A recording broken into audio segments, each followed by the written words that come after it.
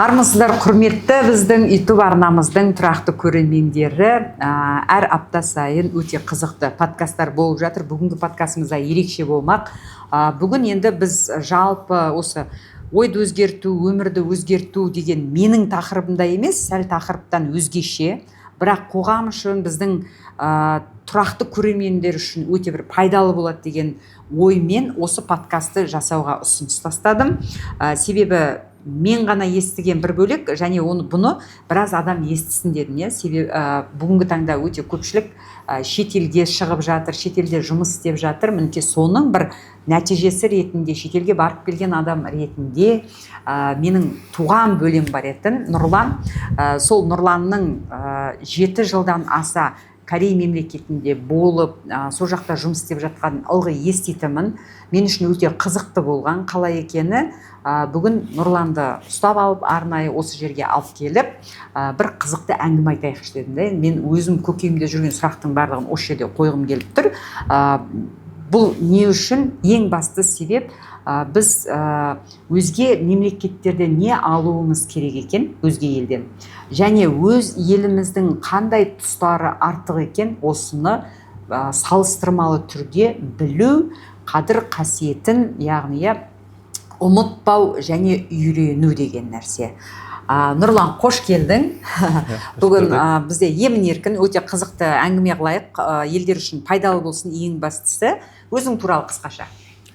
Өзім туралы Тараз қаласынан 1991 жылғымын, 25 қазанда өмірге Аллах тағала мені Аллаға сансыз шүкір етем, анама да шүкір етем, анама рахмет айтам. Мені егіз қылып жаратты. Яғни Нұрлан, Ерлан деген егіз жігіттеріміз. Корей мемлекетіне 2016 жылы 18 ақпанда кеткен болатынбыз. Шыны керек, баратқан кезімізде де бір андай бір ешқандай ақпарат білмейміз. Яғни дорама, кино, Жумон Қанжаданың. Соны ғана көріп, ары қарай біз Корей мемлекетінде бір күннен кейін тап болдық. Сендер екеуің бірге кеттіңдер ғой, да? Екеуміз бірге кеттік. Ерлан екеуің, Қазақстанда біз 2010 жылдан бастап 2016-ға дейін кәдімгі видеокамерамен той түсіру саласында жұмыс жасағанбыз. Тойдың ортасында жүрген. Айтпақшы достар, осы арада подкаст түсіргісі келетін, қандай да бір видео түсіргісі келетін кісілер болса, Ерлан мен Нұрланға хабарласса болады. Қастарында Айдар деген жігіт бар, мықты подкасттарды керемет қылып түсіріп береді. Мен өзім бүгінде пайдаланудамын бұл жігіттерді. Айта бер. Сөйтіп бірден Корей мемлекетіне барған кезде біздің ойымызда адамдардың Корей мемлекетіне жұмысқа жіберді ғой бізді. Солардың айтуы бойынша біз заводқа негіз кетіп баратқанбыз. Айтыр Алланың қалауы шығар, поляға барып түстік жұмыс. Кәдімгі полядамыз. Сонымен шөп жұлып жұмыс жасап жатқан кездерде қатты қиналып, біз кеше ғана тойдамыз, бір күннен кейін самолеттен Кореядасың, одан ары қарай поляда жұмыс жасап жатырмыз. Осы жерде сендер кәдімгі официально дейді ғой, солай жұмыспен кеттіңдер ме, или қалай жай өздерің жұмыс табамыз деп жандай ұшып кетіп бердіңдер? Біз негізі Америка мемлекетіне барамыз дегенбіз. Сонымен Америка мемлекетіне бару өте қиын болғандықтан, $5000 ақшамыз кеткендіктен, ақшаны қайтарайын десең қайтара алмаймыз. Қайтармайтын болғандықтан, анашым айтты, онда балаларымды Корей мемлекетіне жібер. Сол жақта менің бұрынғы таныстарым жұмыс жасап, жақсы бір жағдай болып кеткен, жағдай жақсы көтерілген деп. Сонымен Корей мемлекетіне келгеннен кейін ана нәрсе біз үшін өте түс болды. Түс сияқты болды, қатты қиналып, түсінде бір қатты қиналасың ғой, тура сондай болып жүрді. Соны есімде, шөп жұлып жатқан кезде шөпті анықтап қараймын да. Не істедіңдер поляда сендер? Кәдімгі пияз бар ғой, пияз. Ұзын пияз бар. Ол пияз біздің Таразда ровныйда бар еді. Ол жақта көбесі көп төлейді. Ұзын пияз, ол жақтағы біздегі мынандай ұзын пияздыр кішкентай ғой. Ол жақтағы пияздар үлкен болады екен. Қалың екен кәдімгі. Соны ұзын пияздар жұлып атқан кездерде жалап, қатты бір түс болып кетсе екен деп армандап, Ақортөбеден оянғымыз келіп, қатты оянайын десе оянамаймыз. Сонымен бірақ біздің бір күндік жалақымыз 22 000 теңге болатын. 22 000 теңге. 2016 жылы ол үлкен бір өте үлкен ақша. Сонымен не болса да соған көндік. Жанымызда Ғабит деген кісі болды, марқұм кісі қайтыс болып кетті. Алла ол кісіге жанаттағасын. Қалған барлық орыстар болды. Сонымен орыстар мен қазақтармен бірге жұмыс жасап, жұмысымыз өте ауыр болды. Сонымен Құдайдан сұрадық, енді осына келгендіктен, соны қабылдағандықтан артқа қайтатын жол жоқ. Енді Аллах тағала күш бер деп. Сол Аллах тағала күш сұрап, одан кейін өзіміз жұмыстан кейін зәлмәс етіп, сонымен сол жұмысты жақсы атқардық. Одан кейінгі жұмыстарымыз күннен күнге жақсы бола бастады. Яғни ең ауыр жұмысқа түстік. Корей мемлекетінде өзі 4-5 ақ жұмыс бар екен, ауыр жұмыс. Соған аяқ астынан тап болдық та, одан кейінгі өміріміз жай жақсы бола бастады. Жақсы болған соншалықты видеоның аяғында қазір айтамыз. Ода енді қарада жаңағы тіл білмейсіңдер. Ол жерде сендерді ауыр жұмысқа алып барған кездің өзінде де біреулер күтіп алып барды ғой, сіздер жұмысқа? Аэропорттан түскен кезде $200 бересің, жұмыс тауып беретін кісіге. Сосын жұмыс тауып бергеннен кейін ол жақта переводчик, аудармашы адам болуы да мүмкін, болмауы да мүмкін. Бірақ белгісіз. Бірақ ол жақтың бір жақсы жері жұмыс өте көп. Яғни істеймін деген адамға жұмыс көп. Аяғың жоқ болса да жұмыс жасайтын адамдарға да тіпті қолмен жұмыс жасайтын жұмыс та бар. Сосын әрбір адамның жалақысы, бір күндік жалақысы бір күндегі $100 төленеді. $100, яғни ол мысалы айына 25 күн шығатын болса $2,5 мың. Былайша айтқанда 6 ай өмір сүруге жетеді. Кореяда? Кореяда. $2,5 мың сен 6 ай өмір сүре аласың. 6 ай өмір сүруге болады. Сосын Кореядағы шығынмен, бір күндік шығынмен, Алматыдағы шығын екеуі тең екен. Бізде жалақы мысалы 200-300 мың теңге, бірақ шығын Кореямен бірдей ғой. Ол жақта $2,5 деген сөз, мысалы 1.100.000 теңге, 1.200.000 теңге табасыз. Бірақ 6 ай өмір сүре аласыз да? 6 ай өмір сүресің, дұрыс. Ондай ақша, әрине, ондай ақша болса, бұл жақта да өмір сүруге болады. Әйтеуір, аш емессің, не емессің, орта қалыпта өмір сүресің, өте дұрыс. Енді сосын тіл білмедіңдер, Корей мемлекетіне түстіңдер, қиналдыңдар. Одан кейін қалай өзге жұмыстарға, қайда ауыстыңдар, не істедіңдер? Яғни ол жақта Поляның жұмысы өзінің бір мамыр айында болды да, сосын Поляның жұмысы азаятын сәттер болады. Бітетін сәттері болады. Сол кезде біз жанымыздегі қазақ балалармен қайқа барамыз деп енді сұраймыз ғой, бірге кетсе жармасын деп тұрады ғой. Сонымен Руслан деген жігіт бізді ресторан жұмысы ол кеткен болатын. Бізді потом шақырып алды. Корей мемлекетінде бір ай тоқтамай жаңбыр жауатын сәт болады. Сол кезде Поляның жұмысы тоқтайды. Ол кезде завод, ресторан деген андай помещение ішінде жұмыстар жақсы да. Сөйтіп аяқ астынан ресторанға жұмысқа бардық.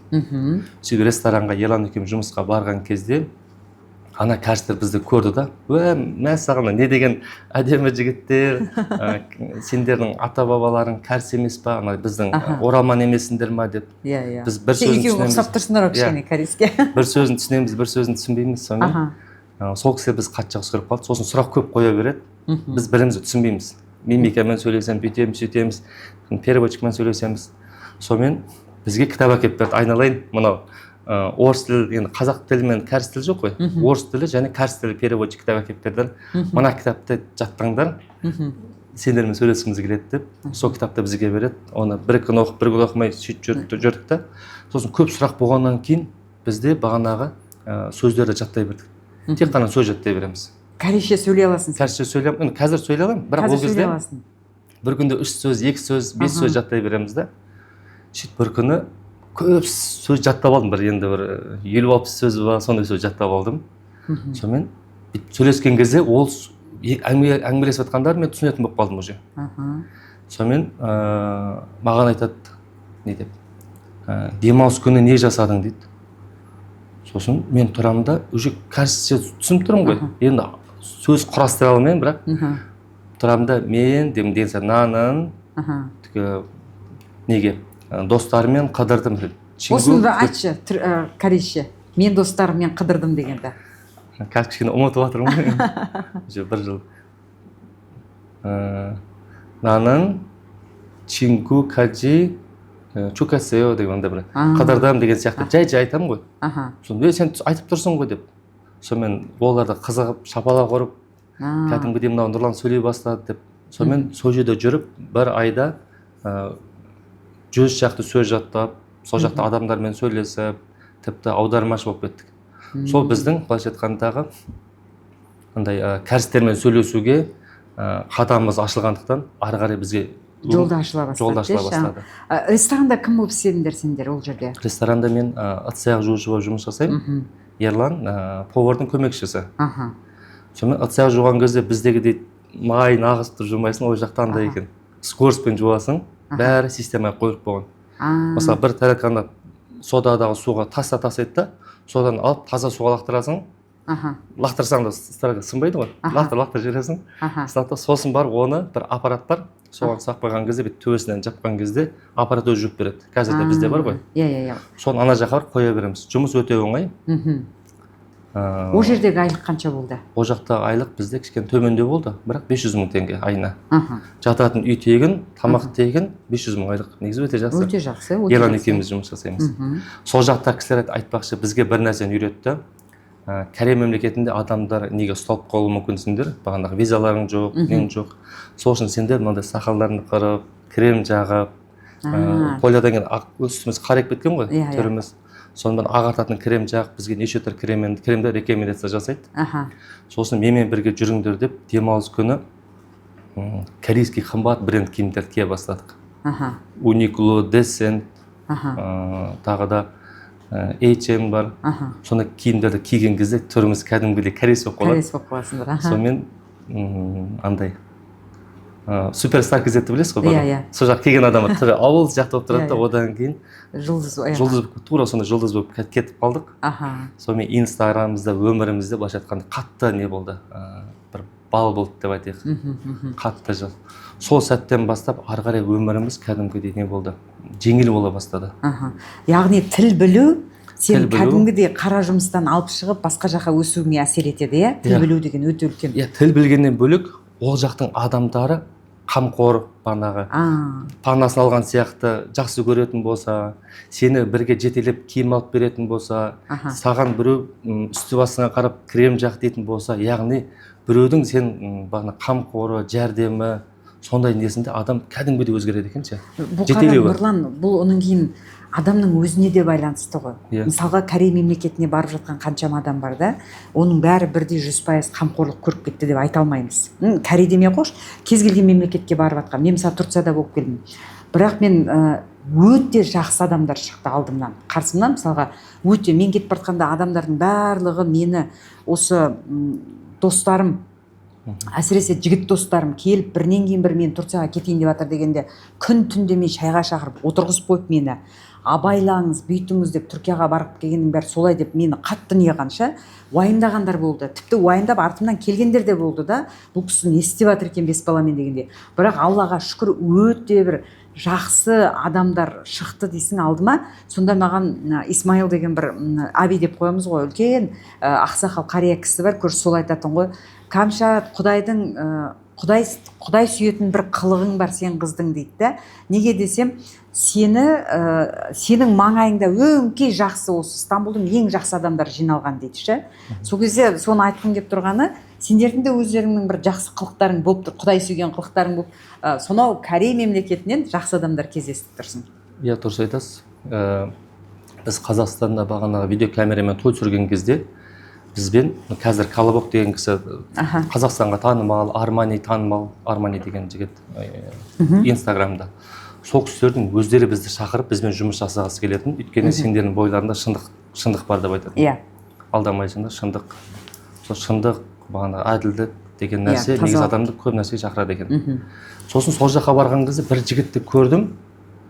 Мен Қазақстанға қайтсам, кәрістерді жұмсаймын, ұрамын, соғамын, боқтаймын деген бір өкпешіл жігіттің несін көрдім. Сөйтіп айтты маған. Кәріс Корея мемлекетіне қатты ренжулі, ақша үшін ғана жүргенін түсіндірді да. Сол кезде мен өзіме бір нәрсені түйін алдым. Бір кәріс келіп бізге ұрысып жұмыс жаса, бүйт сөйт деп ұрысып отқан кезде адамның өзін қабылдауына байланысты екен. Яғни ол кісі дұрыс айтып жатыр, яғни ол кісі үлкен бір пияздың жұмыстарын алып, вагон, фураға салып, Сеул қаласына жіберу керек. Ол кісі сол үшін бізді тез деп айтып жатыр. Ал адамның қабылдауы әртүрлі. Иә. Менің қабылдауым жақсы, тез жұмыс жасайын деп жатырмын. Ол кісі ренжіп жатыр деген сияқты. Дұрыс айтасың. Енді кеттік ары қарай, жаңағыдай қамқорлықтың несіменен, жақсы адамдардың кездесуімен сендер рестораннан да шығып қайда кеттіңдер, қандай жұмысқа бардыңдар келесі? Иә, рестораннан жұмысқа бізден бастық кісі, әйел кісі, екеуі бізге айтты, сендерден кешірім сұраймыз, қазіргі таңда тексеріс қатты болып жатыр. Әрбір ресторандарға, әрбір заводқа кез келген жерден кіреді екен да, визасыз жұмыс жасаған адамдарды көретін болса, $20,000 штраф салады екен. Сонымен бізді 2-3 айдан кейін ба, 3-4 айдан кейін кешіріңіздер, біз сіздерді қимаймыз, бірақ амал жоқ шығарамыз деді. Сол кезде кісілердің барлықтары жылап, солай жасаған болатын. Сосын ресторан ішіндегі үйренген кәріс тілім, одан кейін біз стройка жұмысқа бардық қой. Сол жақтағы стройка жұмысқа жарамай қалды ғой. Бағана мен ол кісі кәрісше сөйлеймін, бірақ ол кісі түсінбейді. Вроде бы өзім нормально сөйлеп тұрған сияқтымын, ол кісі түсінбейді. Сонымен ол жақтан да бағанағы әрбір балға, плоскоупс деген сияқты сөздердің терминдарын жаттау арқылы біз ол жақтан да көп нәрсені үйрендік. Сосын бір нәрсені мен таңғалғаным, мен жалпы қазіргі таңда барлық адам Алланың панасында деп ойлаймын. Стройка жұмыс жасаймыз, кәдімгі ағашпен біз үйлерді құрастырамыз ғой. Сол кезде мынандай ұзын ағаштар тұрады, мынандай шегелері бар да. Соның үстіне фураның үстінде тұрмын, кранмен жібереді, мынаны күтіп алып қой дейді ғой. Сол ағаштардың үстіне бала жүрген кезде ала сатасын, мен тайып құлайтын болсам, ана шеге кіріп, мен денемнің мына бетінен шығып кетуім мүмкін, егер құлап кететін болсам. Бірақ ол кісілерде андай нәрсе жоқ. Мынау білмейді ау, естейді ау деген нәрсе жоқ. Жұмысқа келдің бұл? Военный тәртіп сияқты да. Давай деп адамдар жан-жаққа бөледі де жұмыс жасай береді. Сонымен Алланың панасында болып, қаншама жерден былайша айтқанда, қазір естісем жылағым келеді. Өлім мен өмірдің арасында келдік қой. Әрбір қазір барып жатқан қазақтарда өлім мен өмірдің арасында жүр. Бірақ үйден шыққан кезде әрбір Қазақстанда да оңып жатқан жоқ қой барлығы. Бірақ үйден шыққан кезде әрбір адам Алладан пана сұрап шыққан дұрыс деп ойлаймын. Сонда өмірі жақсы болады. Біз ана жақтан, біз қайтсам болады, нағыз еркектік нені көрдік. Үйрендіңдер өте көп нәрсені. Нағыз еркек бағана жұмсайды, тауға да тасқа да өліп кететін нәрсеге де жұмсайды, соны барып жұмыс жасай бересің. Мұңыңды айтып тоқтап тұрсаң, кет деп айтады, болды. Ешкім сенің мұңыңды тыңдамайды. Даже маған бүйтіп айту мүмкін. Нұрлан кетсін, Ерлан сен қал деп айту мүмкін. Ерлан қамайым деп кетсе, екеуміз де жұмыссыз қалайын деп тұр қой. Сонымен не жоқ, жұмыс жасай бердік. Бірақ қаншама рет өлім аузында қалып, бірақ ол жақтан біз мықты бір еркектік характермен жұмыс жасап келдік. Бізден кейін де адамдар келген кезде мен ол кісілерге үйретемін ғой. Балғаны былай қақ, былай жұмыс жаса деген кезде ше. Балжырап отқандармен жек көретінді көттім ше. Сосын мысалы мынандай бір пом деп айтылады, апалыпқа. Соларды құрастырып жасаған кезде де вроде бы ана жігіт денесінде күші бар, нормально жұмыс жасап жатыр да. Бірақ ана жігіттің маған жұмыс жасағанда, былайша айтқанда қыздың жұмыс жасаған сияқты болып кетті. Өйткені ана жақ мен үшін армия сияқты болды да. Кәдімгі темірдей тәртіп болды деші. Балғаны ұстаған кезде, ұрған кезде татуы балға сынып қалатын да. Сол кезде біздің бастық айтатын, балға сынса сына берсін, бірақ жоғалмасын деп айтатын да. Жоғалса жоғалды деп айтыңдар. Бізден отчет не болды? Сынса олар қуанатын. Нағыз мықты жұмыс жасайды. Ал кәрістерді ешкім өйтіп ойламайды. Кәрістің киносында да барлығы нәзік болып жүреді ғой. Бірақ олардың ата бабалары өте мықты халық, өте шымыр. Түрлері әдемі болғанмен бойларында күші өте көп. Шынымен түрлеріне қарасаң нәзік ақ саусақтар сияқты көрінеді, біз енді киносынан сондай көреміз. Енді қараңыздар, 2016 жылы бірінші поляға барамыз, ол поляда 22.000 күнне табамыз. Екінші ресторанға барамыз, ресторанда $500 табамыз айына, Жоқ, 500.000 теңге. 500.000 теңге табамыз айына. Енді келдік. Қызғайды, сосын бағанағы ағашпен жұмыс жасайтын жағы, ол жақта екі есе жұмыс жасайды, екі есе айлық табамыз. Мен 1 миллион табам, егізім 1 миллион табады. Сондай болып кетті. Сөйтіп жұмыс жасап жүрді, одан кейін біз қазақтардың несі бар, районы деп айтылады. Гуми деген қалаға жан-жақтан келе бастағаннан телефонмен хабарласамыз, қаяқта деген сияқты. Тегу қаласында Гуми деген кішкентай район бар, сол жер өте жақсы. сол жерге бір 300 шақты қазақтар жиналған екен. Арбайт, яғни андай гастарбайтер болып әрбір неге самошел деп айтылады, жұмыстарға шыға береміз. Сол жақтан уже қазақтардың ортасына барған кезде Корей мемлекеті андай болып қалды біз үшін. Өзінің жерің сияқты болып қалды. Үйден шыққан кезде бәрімен амандасасың, магазинге барасың, бағанағы корейский номер сол кезде сатып алдық, корейский номерлерді. Бағана банковский карточка жасатамыз, ақша Қазақстанға аудару деген. Орын ондай мүмкіншіліктер өте қиынатын. Сосын Корей мемлекетінде уақытша визалар ашыла бастады. Бірақ біз ол визаның бәрінен құр қалдық. Өйткені Қазақстан, Корей мемлекетіне келген кезде бір айдың ішінде жасап қоятын кез еді, дүние еді.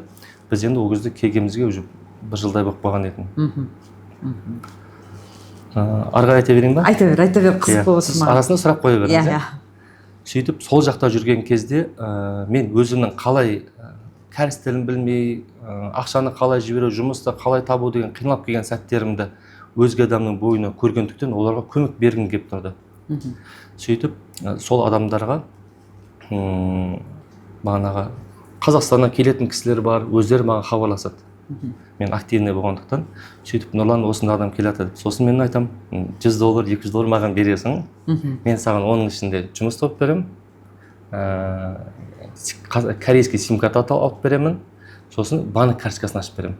Банк карточкасын қалай ашады десеңіз, кәдімгі біздегі банк бар ғой, соның ішіне кіремін, визасы бар адам сияқты кіремін да, сөйтіп адамдарға кәдімгідей өзімнің нем толтырған қағаздарының примерно образецтері бар, соған қарап отырып ана адамды толтыртқызамын да, сөйтіп очередь келеді бағана, талонақ қоямын, талонаған кезде барып не істей беремін.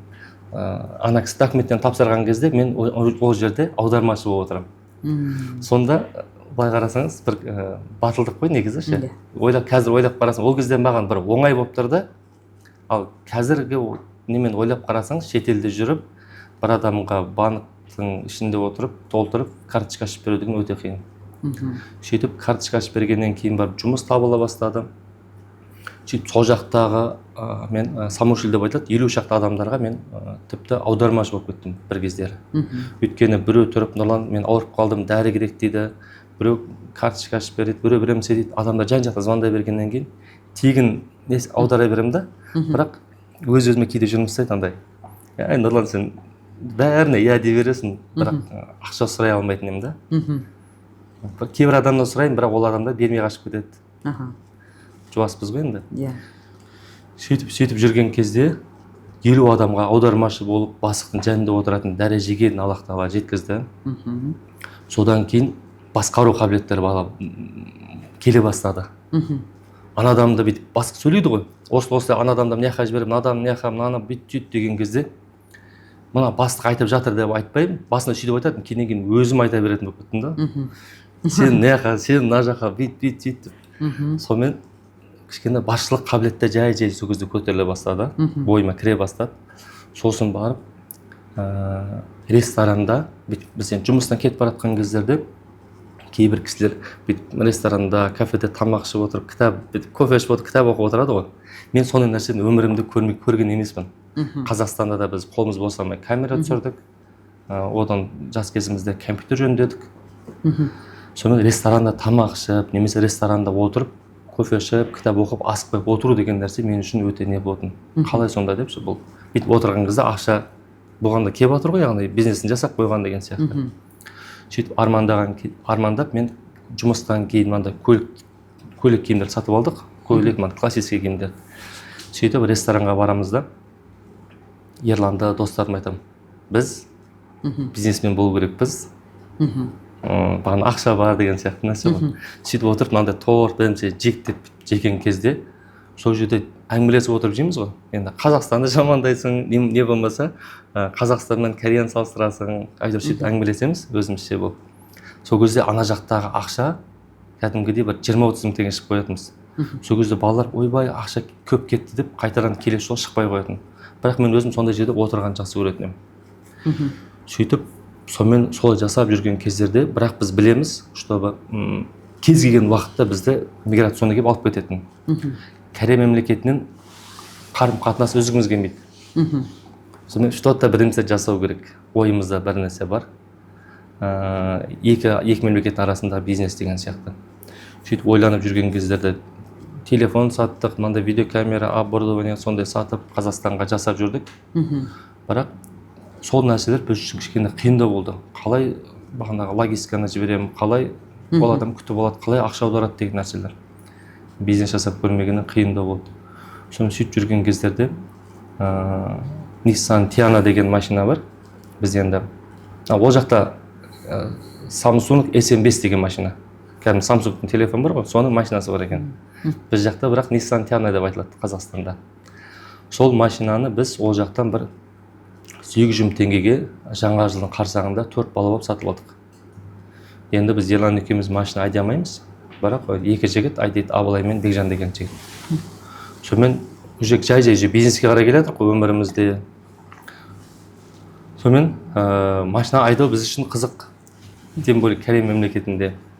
Сонымен түнгі сағат 9-10-ға дейін ана жігіттер айдайды, үйге барып бір ұйықтап тұрамыз да, түнгі сағат 1-де Ерлан екеуміз ана жігіттер оятамыз, давай біз айдайықшы, бізді де үйретті. Сонымен Корей мемлекетінде машина айдауда жай түнгі сағат 1-де тыныш қой. Көшелерде жай айдаймыз. Сонымен видеоларға түсіреміз да, статусқа саламыз, инстаграмға саламыз, елдің бәрі сұрай бастады. Мына машина қанша қалдыңдар, бүйтіңдер, сөйтіңдер деген сияқты. Біз айтамыз енді 800 теңге, немесе бір $2000 деп айтамыз. Адамдар қызық, бізден сұрай берді. Машинаны жібер деген сияқты. Содан бастап біздің көп сұраныс болғаннан кейін машина деген нәрсені зерттей бастадым. Сөйтіп Корей мемлекетінің ішінде машина саттым. Бағанағы бір машина сатқан кезде $300, $200, $500 сонда пайда келеді. Сөйтіп сатып жүрген кездерде ол да бір андай болды, қайтсам болды. Корей мемлекетінің бір документтерін түсіну өте қиын болды. Сонымен сол жұмыста да кішкене уақытша тастап, бір кездері қайтаран бағанағы стройка жұмысына кетіп қалам, қайтаран аудармашы болып қайтаран жүрем. Сол кездерде бір андай болды екен, адамның өзінің бір ішінде бір түйсігі болды екен, бизнес жасау ма, білмеймін, анда бір еркіндік па, сондай. Сонымен қайтаран машинаны сатуды, жала жаңа машиналарды зерттей бастадым.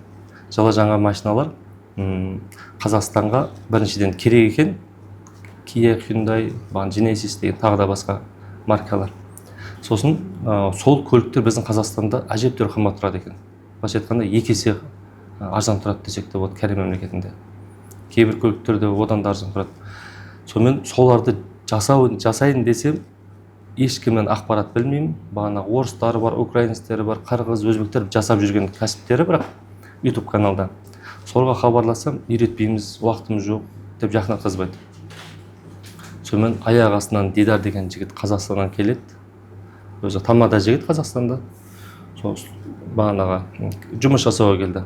Сөйтіп сол екеуміз, давай Дидар, сен кішкене несің ғой, бағанаға жақсы сөйлесің, YouTube каналы арқылы сатайық деген оймен YouTube каналға шыға бастадық. Сөйтіп YouTube каналға шыққан кезде де бір сөздерді дайындалып, текст жазып алып шығатын едік. Бір видео түсіру үшін 2 апта, 3 апта монтаж жасап, оны шығару қиын болып кетті. Сонымен уақыт өте келе не көріп тұрмын, соны түсіремін деген ниетпен өзім шығып кеттім да, Дидар деген жігіт, Нұра, мен Қазақстаннан бір қазір ғана келдім, бағанағы үй алуым керек, бағанағы машина алуым керекпін, үйленуім керекпін деген ниетпен, маған стабильность керек, осы жақтың айлығы да негізі жетеді деп, өз айына бір 800 теңге ме, 1 миллион теңге табады ғой. Сол жұмыста қалды. Мен өзім Алланың қалауымен бағанағы біріншіден егізбін, яғни егізім жұмыс жасай береді, мен бизнеске кете берсем болады деген сияқты. Екіншіден 2 жыл болған Корей мемлекетінде. Әйтеуір Аллаға шүкір үйдегілерге ақша салдық, үй алдық, сонымен бір бизнес жасағым келеді деген ниетпен өзім бөлек шығып кеттім. Бөлек шығып, Корей мемлекетінде мысалы бір күндік жалақың $100, тамағың бір $30 кетуі мүмкін, сосын жүріс тұрысың $30, былайша айтқанда $160 күнге шығыным, ешқандай ақша кіріс жоқ. Бағана бизнес жасауға кетіп қалдым. Сөйтіп YouTube каналға түсіру арқылы Сайлау деген кісі шықты, сол кісімен танысып, сол кісі арқылы Қазақстаннан депутаттар келген. Ол аты жөндерін білмеймін, бірақ оңтүстік жақтың адамдары келіп, машина қарап, аукционды аралап жүрген кезде мен үшін бір кәдімгі де бір не болды, андай бір уже осы бизнестің ішіндемін ба деген сияқты. Сөйтіп сонымен адам бір алдыға қарай қозғалған кезде Аллах Тағала есіктерді аша береді екен. Өзі адамда танысып, қырғызбен де қазақпен де танысып,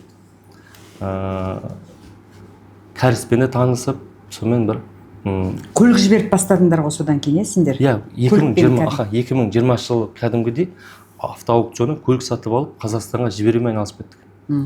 Сосын бір қызық болды. Корей мемлекетінде бағана мистер Пак деген кісі бар, сол кісі маған шақырады звондап. Нұрлан, мен жаныма кел, жұмыс бірге жасайық дейді. Сонымен мен саған бағанаға машина берем, жұмыс берем, сосын не деп, поддержка берем деп айтты да. Сонымен мен сол жаққа барам, барғаннан кейін қолыма машинаның кілтін береді. Сосын кәдімгі двухэтажный бір Канададағы үйлер сияқты бір офис бар екен. Машина базардың ішінде. Сол жаққа міне сенің орның дейді. Осы жер өзін жуып шайып тазалап, мына компьютерді жөндеп өзін қойып қой дейді. Сосын болып бірге жұмыс жасаймыз дейді. Мен түсім ба, өңім ба түсіне алмай тұрмын да. Корей мемлекетінде 2020 жылы ешқандай 30 мың қазақстандық ішінен ешқандай қазақ адам ондай жерде жұмыс жасаған жоқ сияқты. Маған анау өзі бір бақ болып келіп тұр. Сонымен егізім айтам, Ерлан, осындай жағдай болып тұр деп.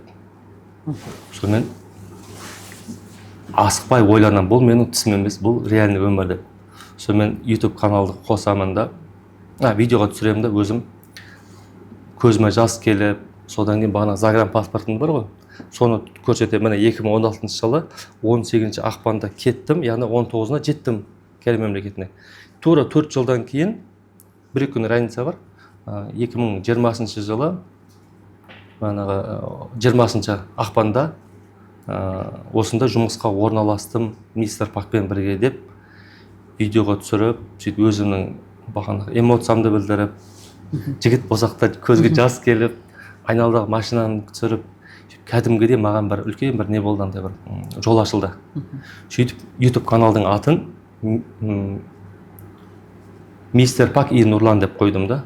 Сонымен көптеген адамдарға біз видео түсіре бастадық. Ана кәріс кісі кішкене орысша сөйлейді, өйткені Санкт-Петербургта оқыған. Одан мен оған қазақша үйретемін, қазақша үйренеміз. Екеуміз бірге жұмыс жасап, қазақтардың сеніміне кіре бастадық. Сосын маған айтады, Нұрлан, Қазақстанда офисің бар ма дейді. Офисім жоқ. Сонымен қалай сенім артамыз аған деп айтады. Міне мистер Пак қой десем, иә мистер Пак көріп тұрмын, бірақ сонда да бар, маған не керек дейді, сенімділік керек дейді. Олай болса деп өзімнің загран паспорт удостоверением суретін жіберемін, ата-анамдікін жіберемін де номерін жазып жіберемін. Атам, мамам мен анамның номері, папам номер деп. Сол кісілер өздері хабарласады, 2 күн жоқ болып кетеді. 2 күннен кейін болды, Нұрлан, машина аламыз дейді. Корей мемлекетінде япониялық Toyota 70 көлігі, Япония мемлекеті оң жақ руль ғой. Ол жақта Корей мемлекетіне арналған сол жақ руль, сосын кореялық сборканы, кореялық емес, жапондық сборканы жасайды. Сол көліктер Қазақстанға қатты сатылды. Өйткені Қазақстанда ресейлік Toyota бар, европалық бар, американдық бар ол кезде, дубайлық та бар айтпақшы. Соның ішіндегі ең мықтысы жапондық екен. Түрлері бірдей, бірақ сіз екеуіне отырып айдаған кезде екеуін кезек-кезек. Айырмашылығы байқалады. Айырмашылығы, яғни сіз Lexus машина отырған сияқты боласыз да, ал қазақстандық Toyota 70-ге отырған кезде білейін. Басқаша болады деші бәрібірде. Басқаша машина. Сонымен көп адамдар Toyota 70 көлігін қатты ала бастады. Енді қара, сен жаңағы корейлік мистер Пакпен жұмыс істедің да, ол кісілердің өзінің қол астындағы жұмысшыларға, жалпы Корей мемлекетіндегі өзінің қол астындағы жұмысшыларға деген қарым-қатынастары қандай екен? Не үйрендің? Мысалы, ертең сен де үлкен бизнес жасайсың, сенің де қол астында өте көптеген адамдар жұмыс істейді да. Сен өзіңе не алдың? Ең басты, мысалға, қандай нәрсені ерекше ескерген Корей халқы? Иә, Корей мемлекетінде біз кез келген бағанағы полян жұмысы болсын, стройка болсын, завод болсын, ресторан болсын, жұмыс жасаған кезде ол жақтың бірінші бастық өзінің жұмысшыларына қатты қамқор болады екен. Өзінің былайша айтқанда туысқаны немесе баласын да қарайды. Біріншіден. Сосын оның тамағына қатты көңіл бөледі. Яғни 5 мезгіл тамақ береді. Азанда, түсте кешке ғой. Соның орталығында бағанағы сағат таңғы кейін. иә, таң ас пен түскі астың ортасындағы уақытта сағат 10-да. Бағана полдник деп айтылады. Кішігірім булочка мен витаминдер, немесе алма деген нәрсені көп береді. Сосын қызық нәрсе айтайын. Корей мемлекеті натуральный нәрсені жейді екен. Қазіргі таңда табиғи өнімдердің барлығын жейді. Сосын олар заводқа да бір нәрсені жасатуға береді ғой. Сол кезде де мысалы булочканың ішін қарасаңыз, кәдімгі сояның немесе горохтардың жоқ қандай бір қайнатқаннан кейін езіп, сосын соған балма немесе құмшекер қосып, тәттілік қойғанда, былайша айтқанда картошканы езіп тәттілік қойған сияқты соны булочканың ортасына салады. Сол кезде жеген кезде әрбір варенье сияқтысы болсын, бірімсе сияқтысы болсын, барлығының натуральный екенін білесіз. Соқтарында натуральный барлығын жеді. Сол кәдімгі 5 мезгіл тамақ, қамқорлық, сосын бүйтіп айтады. Сен менің жанымде до конца жүр дейді, немесе 5 жыл жүр деп айтады. Кетпей басқа жаққа дейді. Сол кезде сіз өзіңіздің бастықта адалына жұмыс жасайсыз, қамқорлығына бағанағыда риза болып, еш уақытта кеткіңіз келмейді. Қазіргі таңға дейін Корей мемлекетінде жүріп, қайта алмай жатқан қаншама адамдар бар. Өйткені ол жақтың қамқорлығы тіпті мен көзге елестете алмаймын. Қазақтардан да мықты сияқты. Сол қамқорлығы сол. Сосын қызық нәрсе айтайын, айлықты кешіктірмейді. Сосын айлықты алғаннан кейін біз өзімізге киім алып, біремсе жаратып қоямыз, немесе компьютер клубқа барамыз ғой. Сен компьютер клубқа барма, немесе оңды солғы жаратпа, мынаны мұқият бағанағы жинада ешкімге алданып беріп қойма деп қалтамызға бір 100-200 долларды салып қалдырып қояды да бізбен бірге барып, былайша айтқанда банкке салдырып жібереді ғой, әке шешемізге қарай. Сонда бір өте адам. Мен бір қызық нәрсе айтайын, қараңыздар. Мысалы, менің қоластымда жұмысшылар бар. Сол жұмысшыларға 10 жұмысшыға 500 мың теңгеден 5 миллион айлықты кейде адам бергісі келмей қалады ғой, мысалы. Ол жақта ондай нәрсе деген жоқ.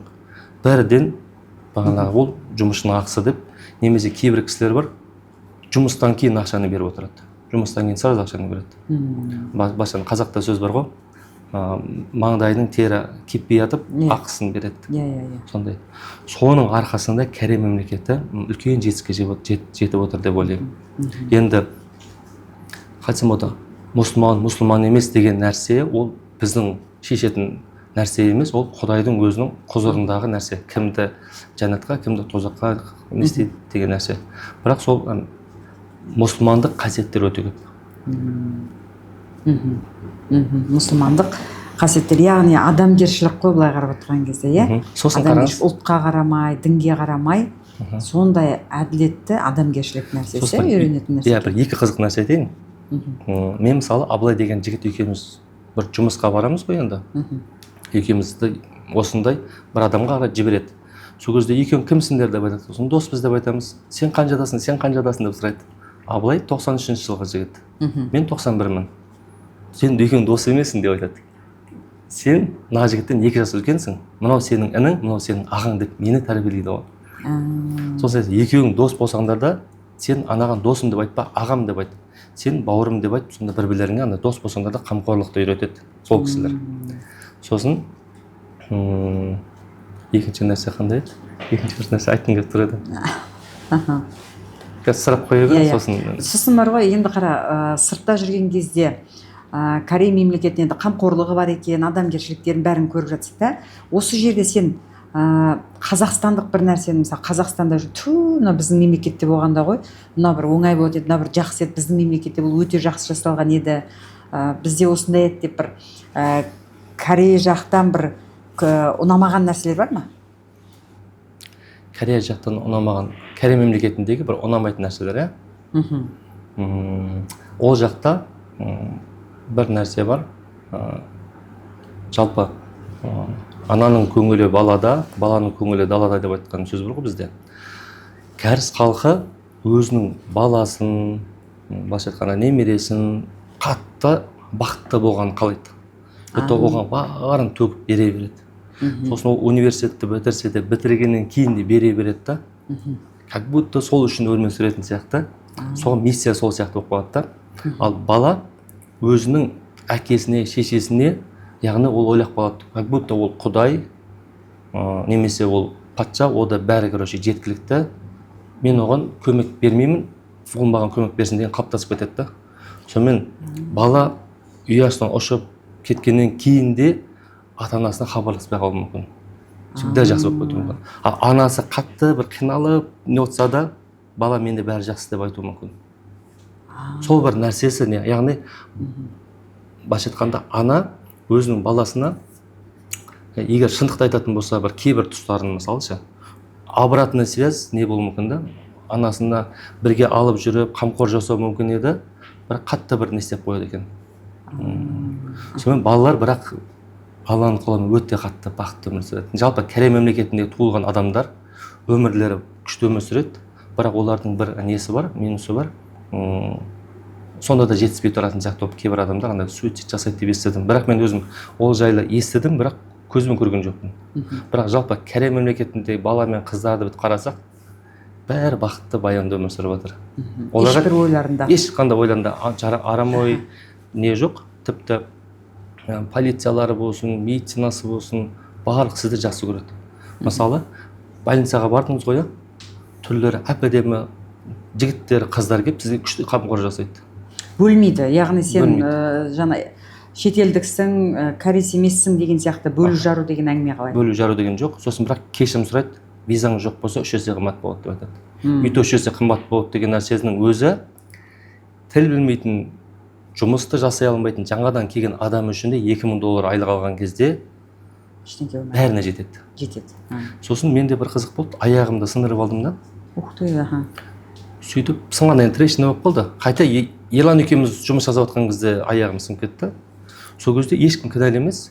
Сонымен мені больницаға бастықтар мені бүйтіп иығына салып, солдаттар сияқты әкетіп баратыр ғой енді.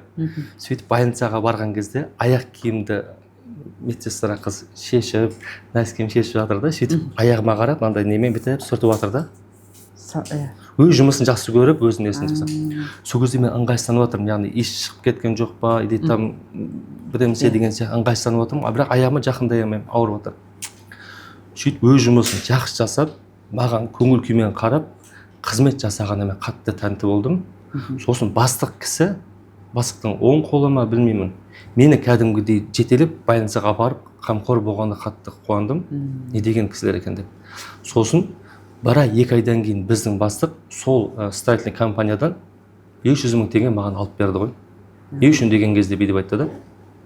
Сен сол стройканың маңайында жүріп жарақаттанатын болсаң, жарақатының емі, сосын жұмысқа шықпаған күндерің болса да, бір ай болса да, бір ай бойы ақша түсіп тұрады екен. Яғни жұмыс жасаған сияқты ақша түсіп тұрады екен. Страховой компания жағы өте мықты екен. Сөйтіп ақша салып жіберді. Сосын мен бастыққа айтамын, мен негізі ол ақшаны күткен жоқпын, бірақ бермейтін шығар деп ойладым да. Сіз сол ақшадан өзіңізге ақпасаңыз десем, жоқ, өйтіп айтпа, бұл сенің саған келіп тұрған не дейді? Ризық деп ма, или там сенің қақың ғой. Сенің қақың деп айтқан кезде мен қатты андай көзден жас шығып кетеді. Тіпті андай Қазақстанда естімеген оқиғалар, Қазақстанда естімеген сәттер көрген кезде еріксіз көзден жас шығады екен. Менде осындай нәрсе болған, мен енді 5 баламенен Турцияда тұрып жатырмын ғой, олар мұсылман мемлекет қой, енді өзіміз сияқты ешқандай не. Бірақ мен шыны керек, қазір ана туысқандарым ренжіп жүре ма, мынандай болды. Енді біз өзімде мысалға үйтіп ешкімнің несін не қылмайсың ғой, бірақ мен үйрендім да, кейін мен де солай қамқор болып бастадым да жаңағы. Назым, продуктың бар ма? Сенің мынандайың бар ма? Етің бар ма? Деген сияқты. Мен маған ай сайын 5 литр оливки май кеп тұрады, кәдімгі зейтун майы кеп тұрады да. Оны бір көрші бізді қамтамасыз етіп қойған. Сосын апта сайын есік, ана бізде ЖК-ның үйдің жаңағы несінде қарауыл охрана тұрады ғой. Сол охрана үйге звондайды, сізге 30 жұмыртқа, сосын 3 литр сүт келді дейді да. Мен тапсырыс берген жоқпын деймін. Үйдікі кәдімгі домашний, әр жексенбі күні келеді. Мен сосын айтамын ғой, бізге ма, иә, осы дайры, осы не деп айтады ғой, сосын иә біздікі аха деймін да, сізге камшатсыз ба, иә, сізге әкеп тастады дейді. Алам, таң қалам, бұны кім беріп кетті деймін да, кімбе басында. Сосын қарасам, бұның барлығын жасап отқан сол жерде көрші, мен танитын бір кафетерийдан көрген мысалға үлкен апай кісілер, үлкен жаңа аби деп қоямыз, ол кісілер жаңағы солардың несі екен да, жібереді екен. Бұл әйелдің 5 баласы бар. Бұл мүсәпір сыртта жүрген дейді да, енді қонақ дейді ғой былайша айтқанда, ол мүсәпір деп сөйлейді. Мүсәпір адам, бұл адамның дұғасы қабыл дейді. Сөйтіп сосын мен айтамын ғой, кім берді мына май қайдан келіп жатыр, анау қайдан келіп жатыр деп сұрағанда сонда айтатын, не қыласың кім берген дейді, ертеректе сен дұға ет дейді ше, жаңа сонда сен дұғаңды жасашы біз үшін болды дейді, дұғаңды аяма бізден дейді да, басқа түк те керек, оны ойлама, басын қатырма дейді да. Сонда бетем ғой мен, маған ауылдан қай туысқаным май беріп жіберсе, дош Кәмшаттың 5 баласы бар деп, ана қайсысы бүйтіп сұраушы еді деген сияқты бүйтіп кәдімгідей ойланып қалсың. Сосын қой дедім, біреудің істегенін күтіп отырмаймын, мен өзім жасайын одан да дедім да, өзім сондай қамқорлықты үйрендім. Мысалы өте күшті нәрсе үйренетін, мысалы сенің де айтып отырған сол нәрсе ғой. Кейде емес, жалпы шетелде жүргенде, шетелде болған кезде негізі шетелге кетерде мен үйрену деген мақсатпен кететінмін. Мысалы үйрену, бір көп нәрсе үйреніп келу деп. Әрине ұнамайтын тұстары да бар, бірақ мақсатым үйрену болғандықтан үйренуге кеттім деймін да, үйреніп қайтатынмын да. Тағы да не үйрендім, тағы да не ұнады? Корей мемлекетінде бір нәрсе бар айтайын. Билік, сосын мына жерде халық, сосын мына жерде не бар? Полиция, одан кейін бандиттер деді ғой енді. Сол кісілердің, полиция мен бандит, мына жерде билік пен халық екеуінің тығыз байланысын үйрендім. Тығыз байланыс. Тығыз байланыс деген нәрсені айтайын ба сіздерге? Мына ютубтағы көрермендер қараса болады. Дүние жүзінде ең үлкен митинг Корей мемлекетінде болған екен. 1 миллион бәле 5 миллион халыққа ма жалпы неге шыққан? Алаңға шыққан. Ешқандай машина өртенбеген, барлығы шемеріне қайтқан. Соны естідім, мен оны өзімде тағы да анықтап көргім келеді. Үйренеріміз көп. Сосын ол жақта жалпы митинг көп болып тұрады. Митинг болған кезде митингтің өзінің тәртібі бар. Баған адамдар, бағанда Трамп үшін де шығып жатқандар болды, басқа нәрсе үшін де шығып жатады. Өкіметке ұнамайтын нәрсесін халық шыққан кезде де, мынандай лента бар ғой, лента бүйтіп не болып тұрады, андай қоршап тұрады. Полиция сыртында тұрады, яғни полиция ол жақта нейтральный. Яғни халықты да қолдайды. Билік тараптан мына жаққа ешкім зиян тигізбеу керек. Халық тарапынан да билікке. Халық тарапынан да неге? Сонда мен ойымша, ол жақта военный мен ойымша билікпенен ненің ортасында тұратын сияқты. Иә. Соны ешкімге зиян тигізбейді. То есть тек қана халықты да қорғамайды, или билікті де емес, бір жақты емес, екі жақты. Екі жақ тақанса сөйлесін. Екі жақты, иә. Мына жақ тақанса сөйлеу керек. Өте күшті, сөйтіп олар өзінің ойын адуш айтады. Яғни видеокамераға түсіріп, ана жаққа өкімет билікке жеткізеді. Сонымен ол жақтағы адамдар үлкен жиналыс толында мүмкін тақылап, сол проблеманы шешуге тырысады. Сосын қараңыздар, мынандай нәрсе бар. Үлкен жүк көліктері бар ғой, яғни цемент алып келетіндер бар, контейнер таситындер бар, фуралар бар ше. Солардың жалақысы аз болып қалған сияқты, олар бір 3 күн ба 5 күндік кәдімгідей бүкіл Корея не бойынша, Корея елі бойынша ешқайсысы жұмысқа шықпай қалды. Мысалы, сіз ойлаңызшы, оңтүстік жақта бір адамдар бір наразы болып, бір біздің айлығымызды көтерінен фураменен бір бүйтіп жатық десек, басқа жақта жұмыс жасай береді үлкен көліктер ше, логистика ше. Ал ол жақта логистика до конца барлығы бірден тоқтап қалды да. Сонымен 3 күн 5 күн шықпағаннан кейін стройкадағы жұмыстар, цементтер жетіспей қалды, логистика тоқтап қалды. Бүкіл Корея мемлекеті былайша айтқанда дефолт дейді ғой, банкротқа ұшырап кетуі мүмкін да. Яғни олардың барлығының несі бір жұдырықтай мықты болады екен. Ұстанымы. Мен ойымша біреу шықса да айтатын сияқты. Яғни бопты, сенің қосымша бизнестерің бар шығар, бірақ басқа үлкен жүк көліктер айдайтын үшін де сен жұмысқа шықпау керексің деген сияқты бір тәртіптер бар. Сонымен бүкіл жұмысқа шықпағыңызда мемлекет соның проблемасын шешеді. Ал енді полиция мен бандиттердің бір несін тығыз қатынасын айтып берейін. Корея мемлекетінде өте андай нәзік халықтарға қастандық тарапта негізі өте көп болады. Өйткені мынау Сирия мемлекеті, Афганистан мемлекеттердің түпкі тарихын қарайтын болсаңыз, екеуі де керемет мемлекеттер, керемет мемлекеттерді адамдар бұзуға тырысады екен. Сол сияқты Корея мемлекетінде қазір барлығы тып-тыныш күшті болып жатқан кездерде Вьетнамнан, жан жақтардан, Америкадан бір есірткі заттар, біремселер, бағанағы діндер, мысалы бізге неше түрлі діндер келіп жатыр ғой, ағымдар кіреді негізі, бірақ оларды мемлекет алып, ұстап, жазалап, или там мемлекет арасында болып, айқай-шу болатын болса, екі мемлекет арасында соғыс болып кетуі мүмкін. Өйткені адам сол жерге барып, сонымен араласатын болса, үлкен бір мемлекет арасында соғыс болады ғой.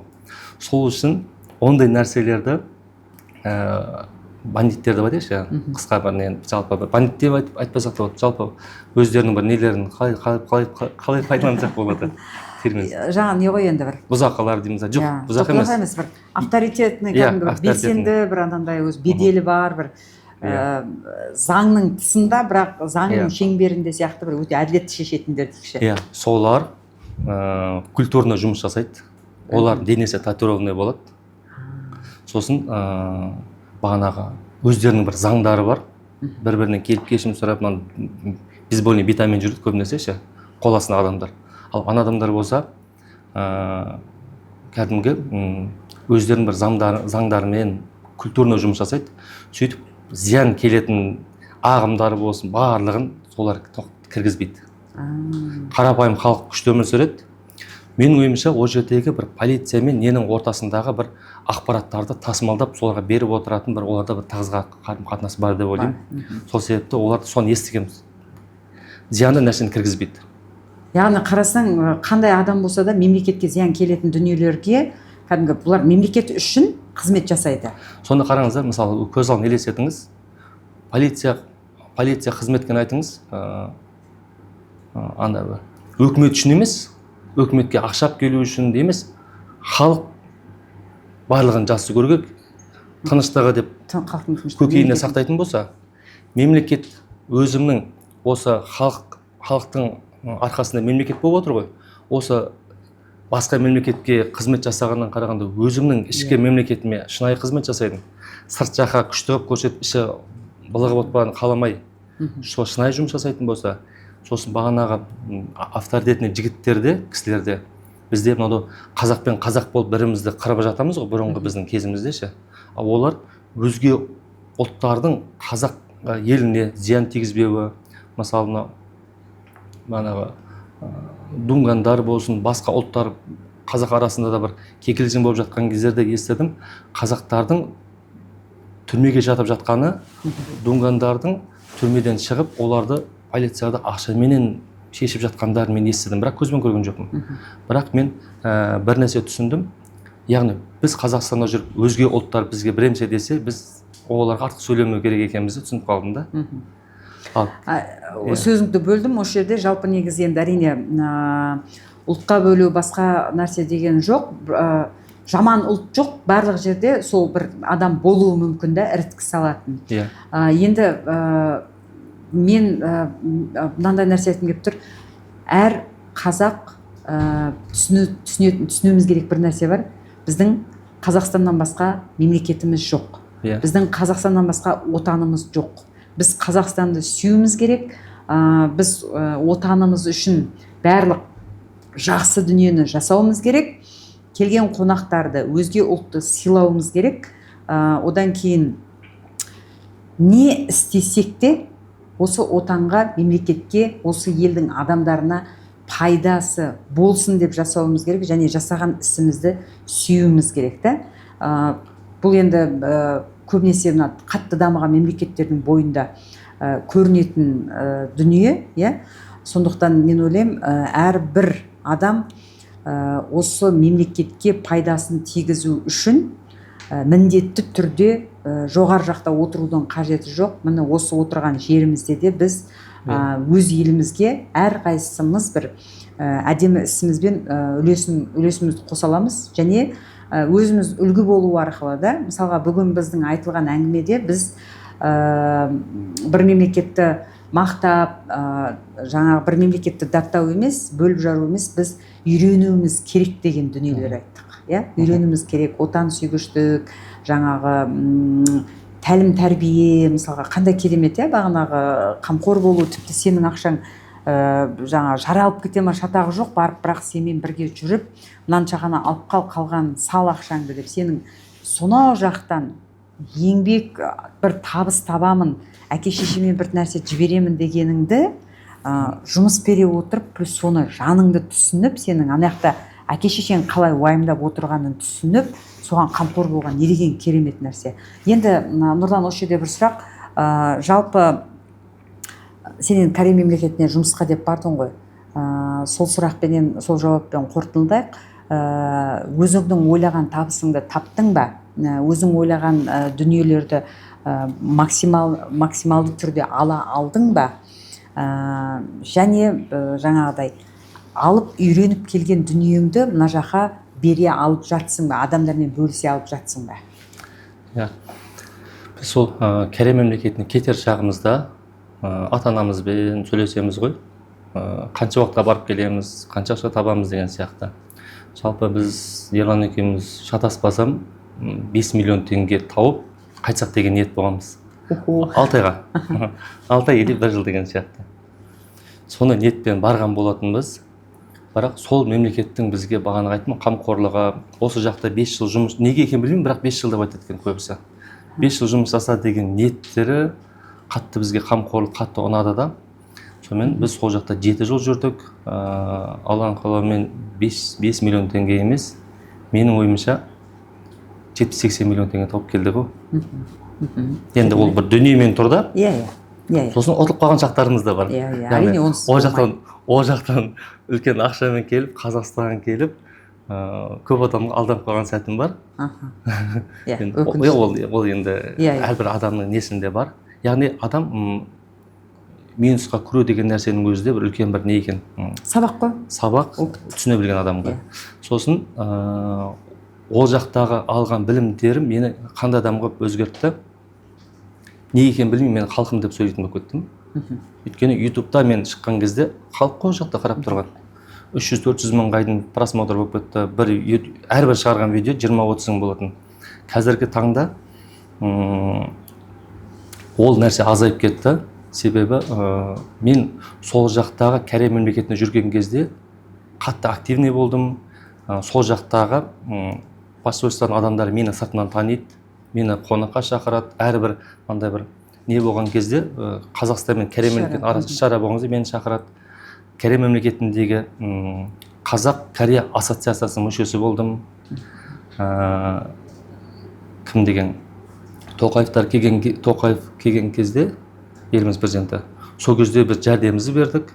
Одан кейін Қазақстанға концерт болды, Корей мемлекетінде концерт болды. Сәкен Майғазиев, Жана Дугалова келген кезде сол жақта біз сол концертті ұйымдастырдық. Сол жақтағы Сеул қаласында үлкен бір іс-шаралар өтеді. Соны ұйымдастырып, содан кейін сол жақта қатты бір Қазақстандағы танымал адам сияқты, белсенді адам сияқты Корей мемлекетінде менің абыройым және Қазақстандағы да адамдарды мен сондай жақсы құрметпен жүрді. Сөйтіп Қазақстанға келген кезде бір қайтсам болды 30-40 машинаны Қазақстанға логистикамен алып келіп, сонымен соларды бағанағы 1-2 айдың ішінде Қазақстанға жету керек қой. Солар мені 7-8 айға дейін созғандығы мені қатты бір не істеді. Қайтсам болды. Өзімді басқа сөніп қалғандай шоқ сияқты болып қалдым. Енді қайтып маған кім көмек береді деп, немесе сол жақта адамдардан бір жәрдем сұраған сияқты болып бір не істеп қалдым. Бірақ түсініп отырмын, өзімді өзгертпейінше айнала өзгермейтінін түсіндім. Яғни сіздің кітабыңыз, сіздің өмірге деген ұстанымыңыз маған қатты бір не болды, серпін сыйлады, шабыт сыйлады. Сол себепті мен өз-өзімді өзгертуім керекпін, өзімді тұруым керекпін деп, өз-өзімді былайша айтқанда, өз-өзімен сөйлесіп, баяғы сәтімді, одан кейін армандағы мақсаттарымды, Қазақстан халқына жасайтын әрекеттерімді қайттан күш жігерме алып жатырмын. Жалпы Корей мемлекетінен мен 30 кәсіп тап келдім негізі. 30 идея, 30 кәсіп тап келдім. Бірақ қазіргі таңда тек қана 1-2 кәсіп қана жасалды. Қалған кәсіптеріме бағанағы нәрсе кедергі болып тұр ғой. ақша керек, жаңағыдай инвестор керек деген сияқты, иә? Инвестор керек дегеннен бұрын бағанағы контейнерім 7-8 ай кешіп қалғаннан кейін қанша адамның алдында мен ұятқа қалдым. Иә. Қанша адам алдында қарыздар болып қалдым, қаншама адам алдында былайша айтқандағы мүмкін біреулер алаяқ деп айтады, біреу басқа деп айтады, бірақ сол нәрсе мені қайтып оята алмай жатыр. Иә, сол неден шығуым керек болып тұр ғой. Оны қабылдай алмай жатырмын. Яғни соны мен достойно қабылдауым керекпін. Бұл менің тағдырым, тағдырыма. Жоқ, енді ол былайша айтқанда бүйтіп неге бір тағдырға не қоймайық, мен айтар едім, ол бір саған үлкен сабақ, біріншіден. Екіншіден, одан алатын дүниең өте көп. Бұның да бір артында қайырлы нәрсе бар да. Әрбір істе бір қайыр бар деймін. Түріктерде әр шейде бір қайыр бар дейді. Сол сияқты әр шейде, әр шерде бір қайыр бар да. Яғни болған істе де, болмаған істе де бір қайыр бар. Соның қайырын күтуіміз керек, қолдан келген әрекетті жасау керек, сағымызды сындырмауымыз керек. Өмір жалғасуда бір жерге бүйтіп қадалып тұрғанда мынаяқтағы мүмкіндіктің бәрі өтіп кетіп жатады да. Мен сол қадалып қалдым. Адамдар ренжіп қалдым, өкпелеп жатып қалдым. Сол нәрсе мені қайтып орыма тұру, яғни проблеманы мен өзі шешіледі деп өзім күткенмендей шешілмеді. Енді соны қайтып шешуге өзім атсалысып жатырмын. Осы сізбен подкасттың алдында мен бір-екі баратын жерім бар деп өзіме сондай мақсат қойдым. Баратын жеріме барып келдім, яғни Қарағандыға барып, Сапар деген такси бар. Соның компанияның мүшесі болып келдім, Алланың қалауымен. Сосын Қазақстанда сол Сапар таксиді Яндекс, Индрайвер деген нәрсе бар ғой. Солар, яғни ол біздің отандық өніміміз, нағыз отандық өнім бар. Соны халқым неғып көрмей тұрсыңдар деп, соны бір таныстырып, алдағы уақытта шығатын боламын. Содан кейін 3 күндік форумға барып келдім, Импульс форумына. Ол жерде 15 спикер болды. 17-сі, 18, 19-ы 3 күндік форумда. Көптеген білім алып келдім. Сол жақтағы, жалпы Кореядағы білім, ортадағы құлаған нәрсе, қайтадан оянған нәрсе бар ғой.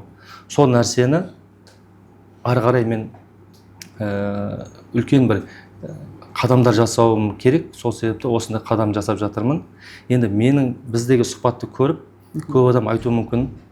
Көптеген адамдар білесіздер, бітіп жетістікке бітіп құс сияқты ұшып келе жатады да, тарс етіп құлайды да, қайтып ояна алмай қалады. Мәселе, ана кім айтады ғой, мәселе сенің құлауда да емес, сүрінуде де емес та, мәселе қайтып тұруыңда да. Сол қайтып тұрғаныма, сізбен отырып сұхбат жасағаныма қатты қуаныштымын. Өмірде сізді маған туысқан қойғанына Аллаға сан шүкір етемін. Айтпа. Керемет. Нұрлан, көп рахмет. Негізі айтылатын әңгіме әлі де көп еді. Бізге берілген уақыт осымен аяқталды. Жаңағы мен ойлаймын, өте көп деген дүние, мен өзім көп нәрсені не алдым. Жай шай басында үйтіп әр жерді бір айтамыз ғой енді, әр әңгімені. Бірақ қазір отырып сенің сөзіңді бөлмей ұзақ тыңдап отырдым, өзіме өте көп нәрсе алдым мен ше. Не деген жаңағы жұмысшыға деген қамқорлық, енді жалпы сондай дүниелерді көп алдым. Және сенің бойыңнан да өте бір салмақтылық, өте бір көркем мінез, оны енді қасындағы адамдар көрме, сондай нәрсе бар, өте тамаша энергияң бар, адамдарды кәдімгі сондай бір жылы баурап алатын бір көзқарасың бар. Білмеймін, Кәрестеден шығып кетті ма, саған қаяқтан шығып кетті. Сондай нәрселер бар. Сондықтан алдағы істеріңе тек қана сәттілік тілеймін. Қандай іс жасап жатсаң да, біздің қандай да бір қолдау болып жатса, менің оқырмандардың тарапынан да, жаңағыдай менің тарапымнан да болады деп ойлаймын. Сондықтан сәттілік тілеймін. Және сен біздің қоғамға бір өте бір пайдалы дүниелерді жасайтыныңа, әкелген 30 идеяны іске асырмасаң, ол енді күнә, оны асырмау дегенше біліп тұрып, сондықтан іске асыруың керек. Мен жақында Табиғат Қауытайдың бір әңгімесін естідім, семинарына барған кезде. Саған келген идея ол Алланың жоспары деп. Алла маған соншалықты 30 шақты жоспар берген екен, идея берген екен. Іске асыр. Қолыңнан келгенді жаса. Соны жасауым керек екен. Жасамасам сұралады екенмін деп. Біріншіден қуандым, екіншіден не деген үлкен жүк деген сияқты. Үшіншіден олай естідім, қолыңнан келетін болғандықтан сондай нәрсе беріледі деп тағы түсіндім. Сол сияқты егер менімен бірге жұмыс жасайтын адамдар болса, мен ол кісілерді шақырамын. Және осындай YouTube подкасттары көп шыққым келеді. Себебі адамның қайтсам болады, адамдарға мен пайдамды тигізгім келеді. Кім кәрі мемлекетінде барғысы келетін болса, немесе баруға шанс жоқ дейтін адамдар болса да, ең болмағанда подкаст арқылы да ақпаратты алғандарын түсінемін. Алғанын қалаймын. Дұрыс. Жоқ, өте көп пайдалы болды деп ойлаймын. Құрметті достар, біздің арнаға тіркеліп, Нұрланның да YouTube арнасын әлеуметтік желілерін белгілеп қоямыз. Тіркеліңіздер, бізбен бірге болғандарыңыз үшін көп рахмет. Қандай да бір алып қосар ой пікірлеріңіз болса және сұрақтарыңыз болса, осы жерге жазыңыздар, төменде міндетті түрде оқимыз, жауап береміз. Бізді қолдаңыздар. Көп рахмет. Рахмет Нұрлан саған да. Жақсы.